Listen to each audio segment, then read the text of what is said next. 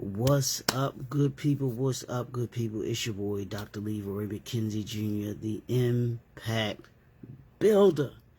It is Tell the Truth, Talk to Me Tuesday. So what am I going to do? I'm going to tell you the truth, but I'm going to talk to you as well. Y'all know what Petey Green say.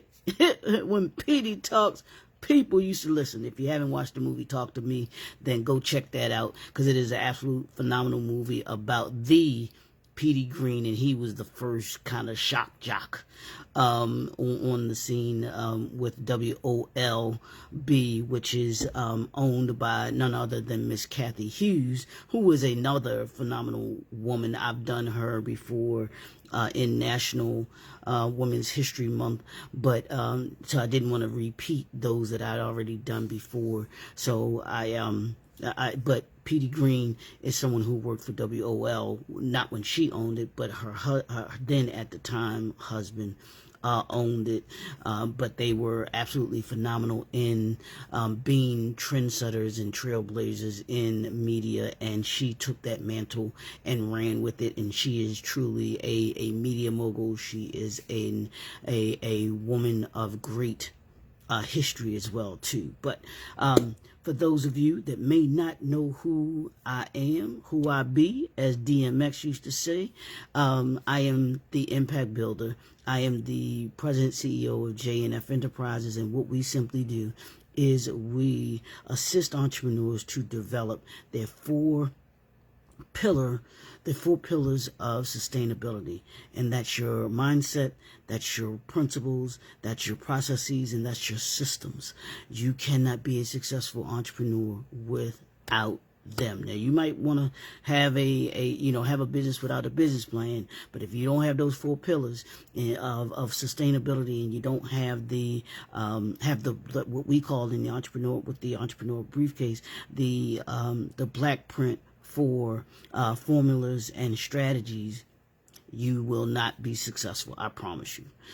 So that's what we do here, and what we've been doing this month, and I'm not going to be long this morning because I know I'm late, but I had a meeting this morning, a great meeting with a new business associate that I connected with.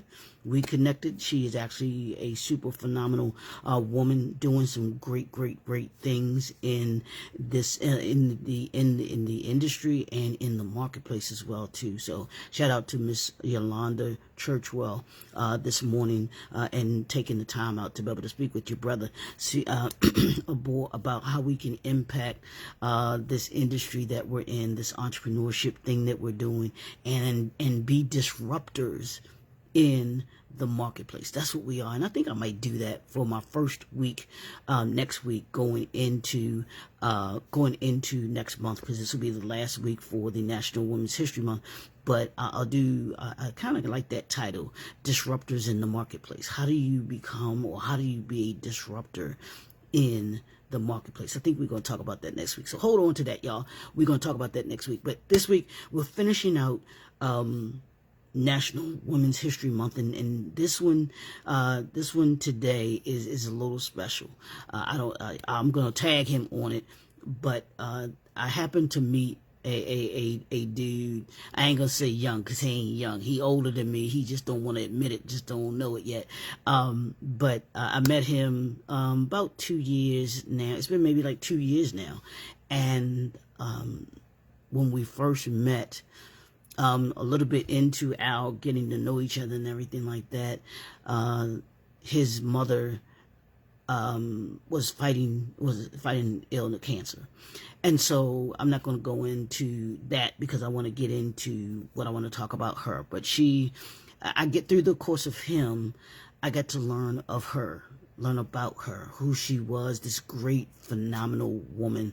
So I thought it not robbery to be able to add her to this list in this National Women's History Month, because she is a woman of history. And wait till I tell you about the history that she has created, the legacy that she has created. And we're going to talk a little bit about that today as entrepreneurs. What is your legacy?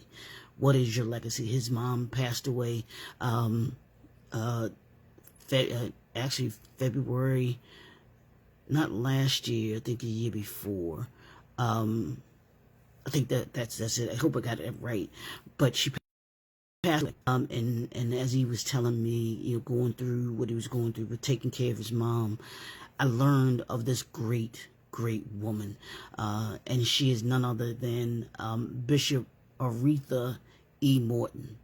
Her son Donald S. Morton is a brother like no other to me. He is a brother that is on assignment, on purpose for what he achieves, just like his mother was on assignment and on purpose for what she did and accomplished in her life. And I see where he gets his passion. I see where he gets his tenacity. I see where he gets all of the great characteristical, if that's a word, traits that he has, because he is a phenomenal dude. I'm not, and I don't want to, y'all, if y'all see him, don't tell him I said that.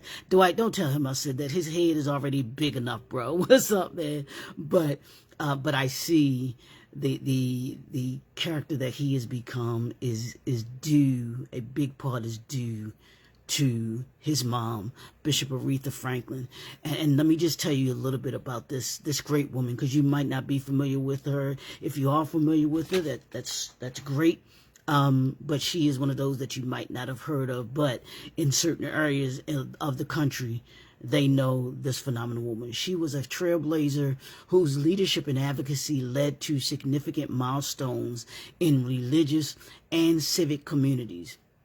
Here's just a couple of notable ways in which she made history, and the legacy that she has left. She was the first female pastor of a Baptist church in Delaware. If you live in that Delaware area, the name Bishop Aretha Morton means something. This is a woman who has several things named after, a couple things named after her, because of the great work that she's done, the great activism that she did in Delaware, and she made sure that she was the voice for the voiceless. Truly that. In 1983, Bishop Morton became the first woman to pastor a Baptist church in Delaware, when she assumed leadership of the Tabernacle Full Gospel Baptist Church in Wilmington. Her appointment, challenged traditional gender roles within religious institutions and opened doors for future female leadership in the church. Don't ever let anybody tell you that you cannot achieve something that you want to achieve. I remember my dad and I, who was an elder, and he and I would have these really really deep discussions. I'll say it like that. These heated discussions about women in the pulpit. And he was one of those stubborn men that believed that if a woman was going to preach, she didn't preach from the pulpit. She could preach from down, that they couldn't be pastors. They could be evangelists, but they couldn't be pastors. And we would go back and forth about arguing that one thing. But Bishop Morton is someone who knocked that ceiling down. She crushed that ceiling. So that was number one. She was the first female pastor in Baptist church in Delaware. Number two, she was the first African American and female chaplain of the Wilmington Fire Department. Come on now. She breaking racial and gender barriers.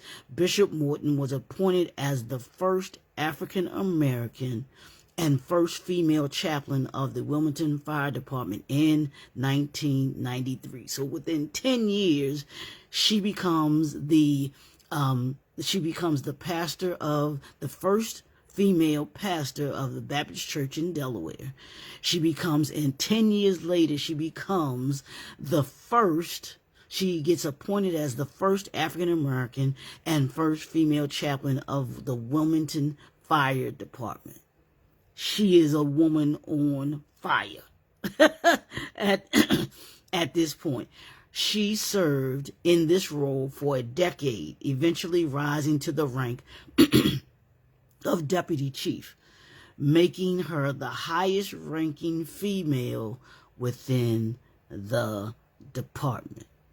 Yeah, no. Have you noticed the theme about the women that I've been talking about through this National Women's History Month? I've been talking about they've been the first of what they've done. Each and every single one of them has been the first of something that they've done, whether it's their particular industry, whether it's the marketplace, whether it's in the the church realm, the religious realm. They have been women of circle. They've been women who have etched their mark in history. They've made their legacy. They've sealed their legacies in the work that they've done. And here's number 3. She was the first female bishop on the East Coast. Not the 5th, not the 3rd, not the 2nd, the first. In November of 2003, Bishop Morton was consecrated as one of the first 2 female bishops within the Full Gospel Church Fellowship International. This consecration made her the first female Baptist bishop, not only in Delaware, but also on the entire East Coast of the United States, setting a precedent for women's leadership in the Baptist denomination. I hope y'all understand what I'm reading to you and what I'm telling you about this great woman of faith, this great woman who set the standard for showing women what they can accomplish when others may tell you that no, that's going to be a barrier for you.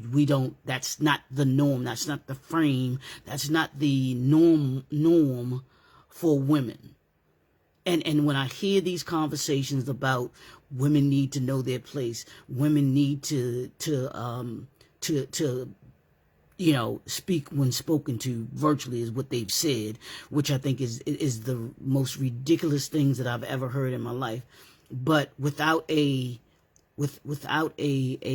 Bishop Aretha Morton, without a Michelle Obama, without all of the other women that I've mentioned here during this National Women's History Month, where would our society be? Where would the marketplace be? Where would these industries that they have overcome the obstacles in be if they just sat silent? If they just sat in the cut and said, "Well, you know what? I'm going to let the men handle it and let them do what they do." And this is, y'all can say, folks can say what they want to say about me. I don't care. But there's a reason why that they are both men and women. It is not just so that we as men can be in the forefront and be the kings that God made us, and that women are inferior to us, and we're supposed to be the superior beings and gender, and we beat our chest. That ain't what this is, y'all. We're in this world together. We both, men and women, have a legacy to create. You as an entrepreneur, whether you are a man entrepreneur, male entrepreneur, whether you're a female entrepreneur, you have a legacy to create. And on this Tell the Truth Tuesday, Talk to Me Tuesday, I'm asking you, what is the legacy that you want to leave? When people talk about you, when it's all said and done, when the dash is over and they have a date behind the dash, because there's a date in front of the dash and there's a date after the dash. The dash is what you've accomplished, your legacy. What do you want that dash to say for someone? As an entrepreneur, what are you doing to create your dash? What are you doing in that dash? What is the legacy of your brand? What do you want people to remember you by when they talk about you, like I'm talking about Bishop Morton? When I talk about her, this is her legacy. She may no longer be here in the physical realm, but she will always be here in the mental and in the other aspects of what we leave behind. She has a son that she poured into and is going on to be great. And I promise you, he would be the first to tell you that he is great because of what his mother poured into him, the lessons that she gave to him. He doesn't have the entrepreneurial passion that he has if there's no Aretha Morton. He doesn't have certain ways that he does things if he doesn't have the legacy of Miss Aretha Morton flowing through his veins. Your business has your legacy flowing through it. Your homework for today is to understand and to define what that is. I need you to take time today to think about what you want your legacy to be. What do you want when that date is put behind the dash? What do you want it to have to say about you, your business, and your brand? There's a reason why I call myself the Impact Builder. It's because I say it to you all the time. I want to impact you all in such a way that you are 1% better each and every day, and that you're better after the experience, the experience than you were before the experience, but that you are better each and every day, 1% each and every day, so that you're better by the end of the year than you are at the beginning of the year. And that's each and every year. And ultimately, you keep the doors open. And here's the what I want you all to understand. When that's the keeping the doors open, that's in the physical sense of an entrepreneur. But here's the spiritual sense of keeping the doors open when it comes to building your legacy. The door's always open as long as you have built your legacy. Bishop Morton has built a legacy, and I just gave you 3 ways in which she built her legacy. She was the first female Baptist bishop on the East Coast. She was the first African American female chaplain in Wilmington, with the Wilmington Fire chaplain of the Wilmington Fire Department, and she was the first female pastor of a Baptist church in Delaware. That's legacy. What do you want your legacy to be? And through these groundbreaking achievements, Bishop Aretha